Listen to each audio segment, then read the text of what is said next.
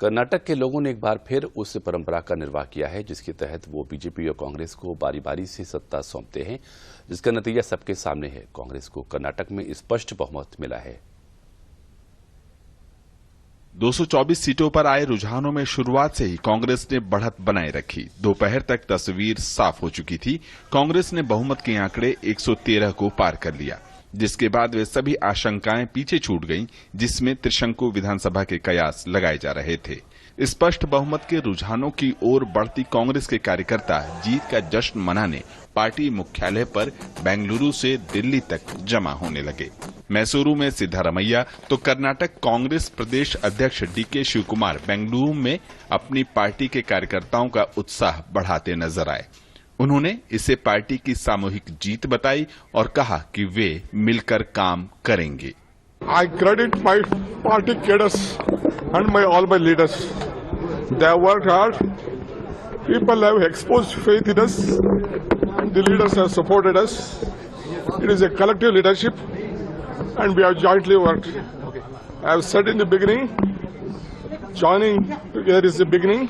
On the day I took the oath, thinking together is the progress. Working together is the success. That is what I said on the day.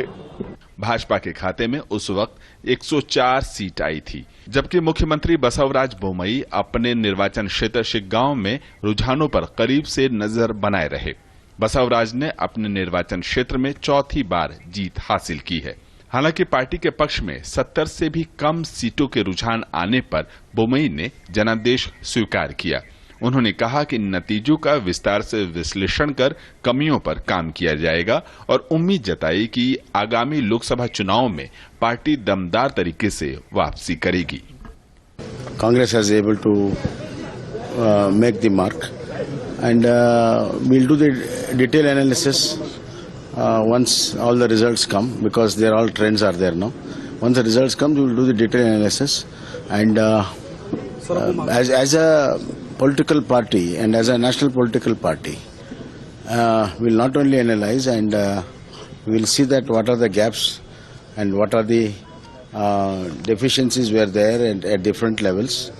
We'll look into that and improve upon it, and we'll take this result in our stride, and we'll go ahead and reorganize the party and come back during Lok Sabha election.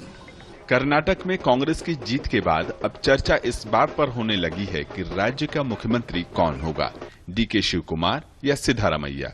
बयानबाजी और कयासों का दौर जारी है, लेकिन तय नवनिर्वाचित विधायकों और कांग्रेस के केंद्रीय नेतृत्व को करना है। रविवार को कांग्रेस विधायक दल की बैठक होगी। पार्टी के राष्ट्रीय अध्यक्ष ने जनता की जीत बताते हुए कहा कि पार्टी अपने प्रक्रिया के तहत मुख्यमंत्री चुनने का काम करेगी। हमारे पास एक प्रोसीजर होता है कि कहीं भी राज्य में कभी भी इलेक्शंस होते हैं तो हम लोग उस एक प्रोसीजर के तहत ही करते हैं। यहाँ के एमएलएस की मीटिंग बुलाते हैं, ऑब्जर्वर सेंट्रल ऑब्जर्वर जाते हैं, जाने के बाद वहाँ का जो ओपिनियन आएगा, जो कंसेंसस बनेगा, वो हाईकमांड को बताएंगे। हम लोग उसमें सभी रहेंगे, राहुल जी रहेंगे, सभी लोग मिलके निर्णय वो लेंगे। वो बाद में की बात है, अब यही ठहरे ठहरे ऐसा निर्णय कोई भी नहीं लेता। कांग्रेस की जीत के साथ कर्नाटक विधानसभा चुनाव का वह रिवाज भी कायम रहा जिसके तहत साल 1985 के बाद कोई भी सत्ताधारी दल वापसी नहीं कर पाया है। 4 दशक से राज्य की जनता ने हर 5 साल में सत्ता की कमान दूसरे दल को सौंप दी है।